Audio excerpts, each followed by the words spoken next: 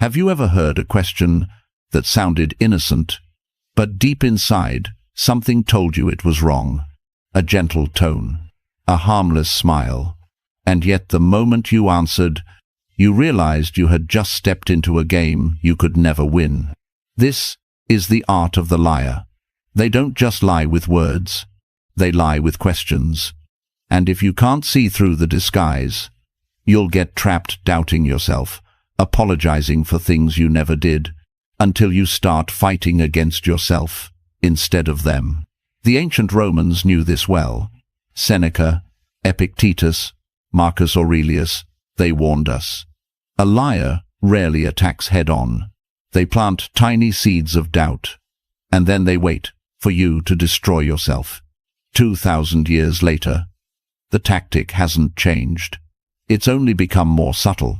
In today's video, we'll break down the 5 most dangerous questions liars ask to manipulate and control you. More importantly, I'll show you how the Stoics would respond calmly, clearly, unshakably. And by the end, you'll have the tools to ensure you'll never be anyone's pawn again. So, stay with me until the end. And if you find value here, consider subscribing, not for me, but for yourself, so you never miss the next lesson that could sharpen your mind and strengthen your spirit. Question 1. Why are you being so sensitive? At first, it sounds harmless, almost like concern, but don't be fooled. This is the very first bullet fired by the gaslighter, because hidden inside that question is not curiosity, it's accusation. What they're really saying is, you're weak. You're imagining things. The problem isn't me, it's you. Pause for a moment. Think back. Have you ever been in a relationship where the moment you pointed out something wrong, you were brushed aside with a laugh? Oh, you're just too sensitive. Or maybe at work, you questioned the ethics of a decision, only to hear, don't overreact. It's just business. That's not concern. That's a weapon. Because what they're trying to do is strip you of your greatest defense, your awareness. They want to take your sensitivity, which is really a radar for danger, and twist it into a weakness. Seneca once wrote, "We suffer more in imagination than in reality." Manipulators know this. They plant seeds of doubt in your imagination until you begin to question yourself, until you start believing you're the problem. But here's the truth. Sensitivity is not weakness. Sensitivity is awareness. The person who feels deeply often sees the cracks in the wall, long before anyone else notices. A financial analyst who spots small inconsistencies in the books, mocked as paranoid, but later proves a multi-million-dollar fraud. A wife who senses a subtle change in her husband's behavior, dismissed as overreacting, only to discover the betrayal months later. In both cases, sensitivity was not a curse. It was the early warning system. So what would a Stoic do? Marcus Aurelius once said, "If someone can prove me wrong and show me my mistake, I will gladly change, for it is truth that I seek, not victory." A person who truly values you will never shame your awareness. Only those hiding something fear your perception. So next time someone throws the line, "Why are you being so sensitive?" Don't get angry. Don't defend. Simply look at them and calmly reply, "I'm not being sensitive. I'm being observant. Does that make you uncomfortable?" One sentence, and you'll watch as the mask begins to slip. Question 2. You trust me, right? It sounds so gentle, so innocent. But beneath the surface, this is not a question. It's a trap. Because anyone who demands trust instead of earning it has already revealed their hand. Think about it. A trustworthy person doesn't need to ask for your faith. Their actions speak louder than words. Day after day, consistency builds trust. But when someone looks you in the eye and insists, "You trust me, right?" what they're really saying is this: don't think, don't question, just hand me the keys to your mind. Epictetus warned us, It is impossible for a man to learn what he thinks he already knows. Liars understand this truth. They use that question to shut down your curiosity, to make you feel guilty for being cautious, to convince you that asking for proof makes you disloyal. But caution is not betrayal. Caution is wisdom. Think of the business partner who won't show you the numbers, but leans in and says, "Trust me." Or the lover who hides their phone, yet repeats, "Don't you trust me?" They're not building trust. They're demanding blind faith. And blind faith is the breeding ground of betrayal.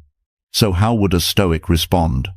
Not with panic, not with defensiveness, but with calm detachment. This is apatheia, the Stoic discipline of not letting emotion override reason. When faced with the words, "You trust me, right?" Pause, breathe, and reply. Trust is earned through consistency. Are you asking me to ignore my judgment? That single line flips the entire frame, because now the spotlight is on them, not on you. A liar will stumble, change the subject, or lash out. But a person of integrity, they won't be offended. They'll simply keep showing you, through their actions, that they are worthy of trust. Remember, trust is not a gift handed out under pressure. It is a fortress built stone by stone, through time, truth, and consistency. And the Stoic never forgets. To give away that fortress too quickly is to surrender your peace. Question 3. Are you accusing me of something? This one is clever. It looks like a simple question, but it's actually a shield, a way to flip the frame and put you on trial. Here's how it works. You raise a concern. You notice something doesn't add up. You ask a question, and suddenly, instead of answers, you get a sharp counterattack. Wait, are you accusing me of something? Now, without realizing it, you're no longer the observer. You're the villain. The spotlight is off their behavior and burning down on you. This tactic forces you into defense mode. You rush to explain yourself. You backpedal. You say things like, "No, that's not what I meant." And in that moment, you've lost your power. Marcus Aurelius wrote, "The best answer to anger is silence." But silence, in Stoicism, does not mean surrender. It means refusing to play the game on someone else's terms. Think about a courtroom. If the guilty can make the judge apologize, the trial collapses. That's exactly what this question is designed to do. So how do you respond? With stillness, with composure. The next time someone snaps, "Are you accusing me of something?" Don't rush to fill the silence. Hold your ground. Maintain eye contact. Wait 2, maybe 3 seconds. And then calmly say, "Should I be?" It's just 3 words. But those 3 words flip the pressure back where it belongs. They pierce the mask. Because liars expect panic. They never expect power. Real-world examples. A boss confronted about missing funds. "Are you accusing me of stealing?" A partner questioned about secrecy. "Are you accusing me of cheating?"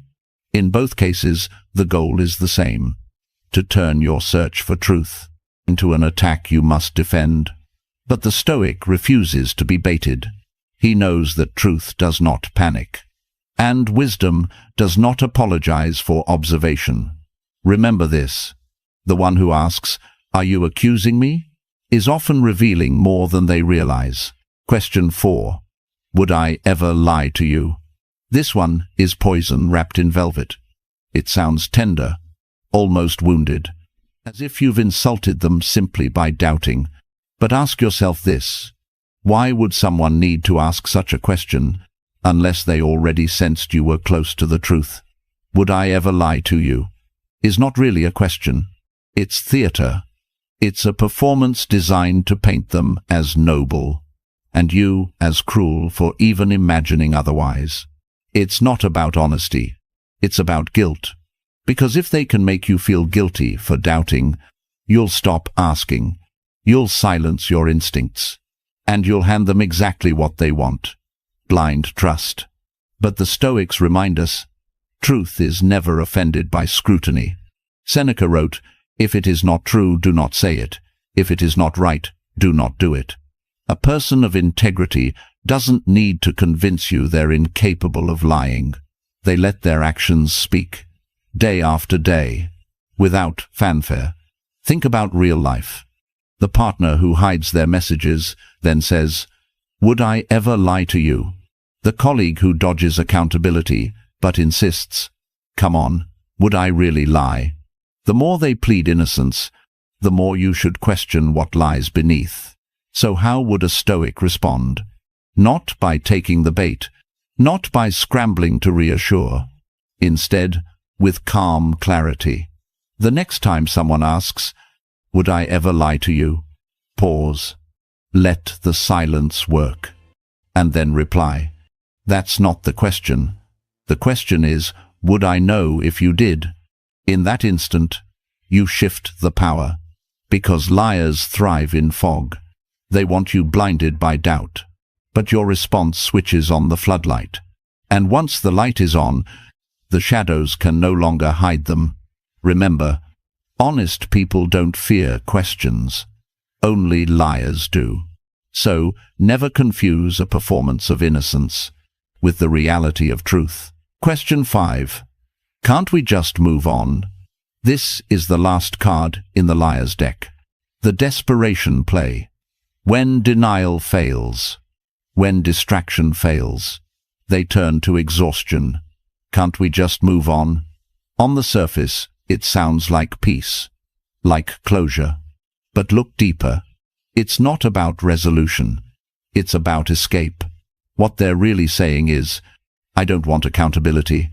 I don't want to face the truth. I just need you too tired to keep digging." And that's how many lies survive. Not because the liar outsmarts the truth, but because the truth seeker grows weary and gives up. The Stoics knew this tactic well. Marcus Aurelius wrote, "If it is not right, do not do it. If it is not true, do not say it." Notice he never added, "unless it's inconvenient." For the Stoic, truth has no expiration date. It does not fade just because someone wants to move on. Think of real life. A company caught in scandal, the leaders beg employees, "Let's not dwell on the past. Let's focus on the future." A spouse exposed in betrayal. "Why keep talking about it? Let's move forward." But in both cases, the plea isn't for healing. It's for silence. It's to bury what still festers in the dark. So, how does the Stoic respond? Not with rage, not with endless argument, but with steady resolve. When someone asks, "Can't we just move on?"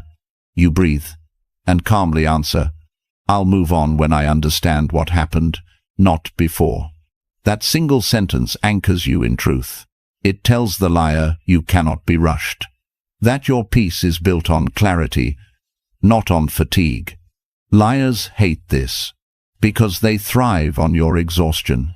But when you refuse to surrender, when you stand calmly in certainty, their game is over. Remember, moving on is not about speed. It's about honesty. And only when the truth is faced can peace truly begin. Stoic thinking to avoid manipulation. Liars thrive on emotion. They don't need facts. They don't need logic. They only need you to lose your balance. They'll make you feel guilty for asking questions. They'll shame you as too sensitive when you notice the cracks. And when guilt and shame don't work, they'll exhaust you until you're too tired to keep searching for truth. That's the battlefield of the manipulator. Not truth, not reason, but emotion. And this is exactly where Stoicism offers a shield.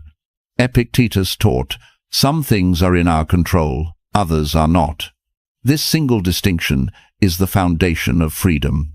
When you know what belongs to you and what doesn't, you cannot be enslaved by their tactics. So, when they try to guilt you, remember, their feelings are not your responsibility. When they accuse you of being too sensitive, remember, awareness is a strength, not a weakness. And when they try to wear you down, remember, time itself is neutral. Truth has no deadline. The Stoic doesn't react at the liar's pace. He observes. He breathes. He chooses his response with precision, as if holding the sword of reason steady in the middle of chaos. Imagine standing in a storm. Winds howl, rain lashes, thunder roars, but inside you remain unmoved. That's the Stoic state of mind. Calm when others lose control. Clear when others are blinded. Because here's the secret manipulators never expect. Their greatest weapon only works if you give them your reaction. Take that away, and the weapon shatters in their hands. The Stoic knows. Silence can be strength. Observation can be power. Detachment can be liberation. So the next time someone tries to twist your perception, don't rush. Don't panic.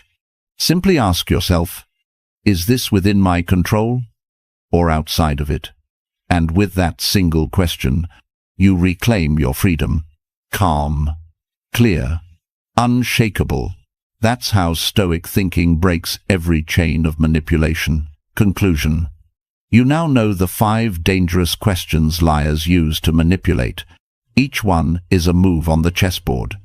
Each one is a trap, but you are no longer a pawn. You are the player. The Stoic does not need to shout. He does not need to rage. He simply sits steady, gazes into truth, and lets the liar reveal themselves. Seneca, Epictetus, Marcus Aurelius. They all knew the same reality. The man who sees clearly is dangerous, not because he is violent, but because he cannot be controlled. So remember, you are not cruel for having standards. You are not harsh for seeking truth. You are not weak for noticing deception. You are awake. And in a world of shadows, the awake are feared. Choose clarity. Choose reason. Walk as a Stoic warrior, calm, observant, unshakable. If this message speaks to you, tap like, subscribe to the Stoic Habit, and share it with someone who needs it.